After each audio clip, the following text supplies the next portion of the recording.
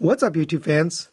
Today we're going to do an unboxing of the KO MP-44, and this is the fourth version of this guy that's come out. Now, I've looked at the other KOs so far. I looked at the first white one, which wasn't the best quality. Then we looked at the silver legs one. That one was pretty good, but it was silver, so I don't know.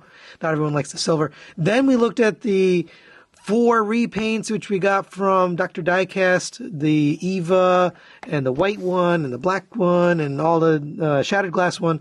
And finally now we have the, back to the white one, it's the one without the backpack or without the sound chip. So this is the new mold, but the original colors of MP-44. So let's take a look at this guy. I bought this from Baba Bobo, my old channel partner that I used to buy this stuff from quite often.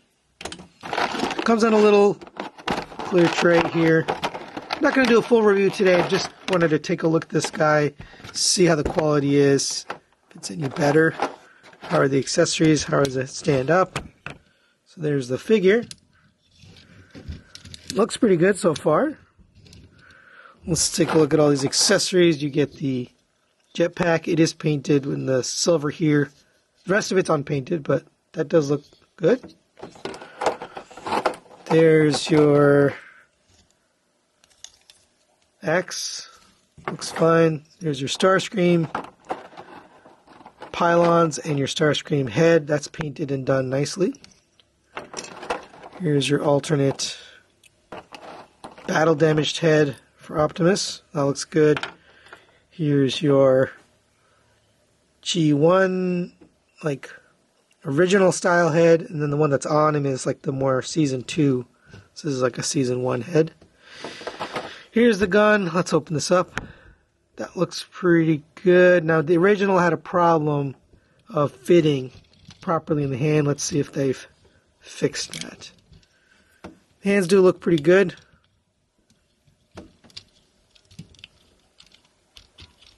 Yep, does that fit any better? It looks like it fits okay.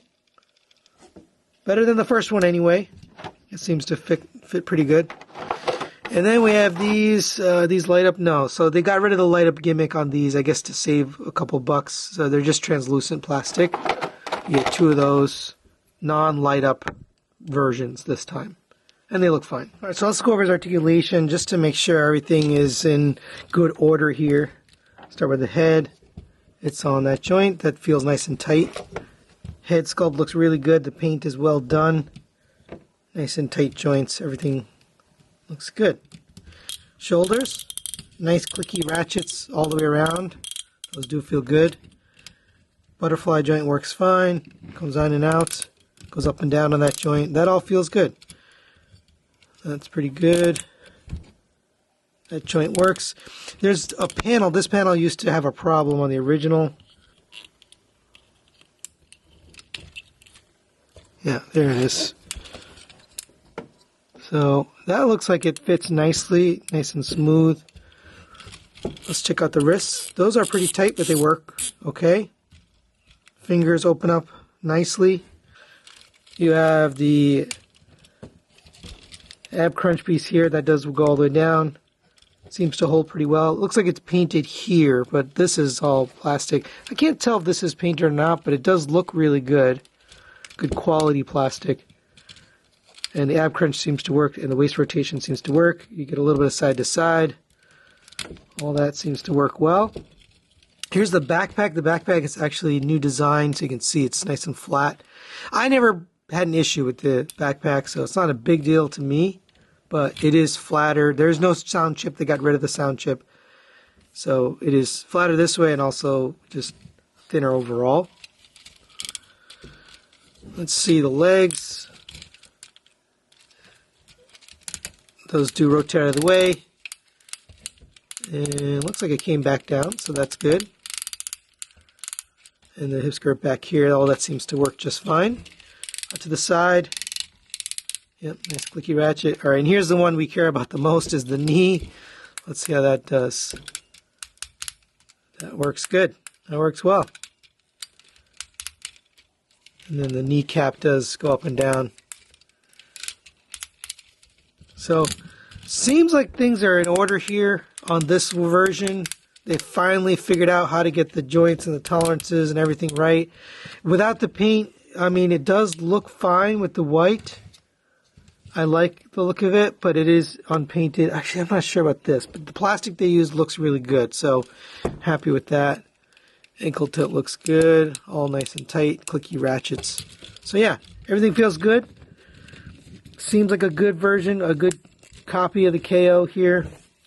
And the weapon seems to work pretty well. Let me just grab one last thing. We'll take his axe and make sure that works.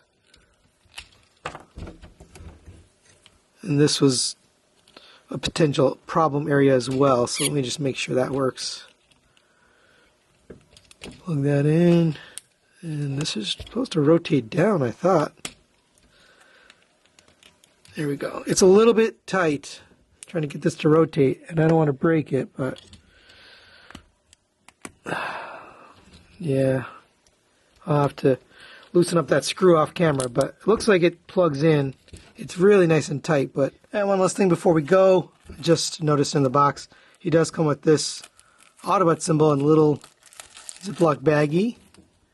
It is die cast and painted, nicely painted. You do have to take off the one that's on. There's a little plastic cover. Obviously, they're trying to avoid something, I don't know, copyright. I mean, they're already copying the whole thing, but you'll need a spudger to just get this off. It's very tight. Oh, there we go. And that went flying, but that's okay.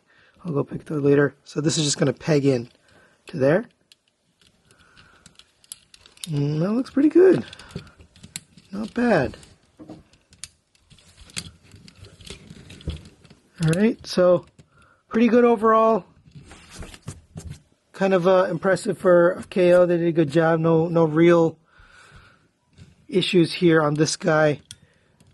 Other than maybe this screw being a little too tight, which I can probably just fix on my own.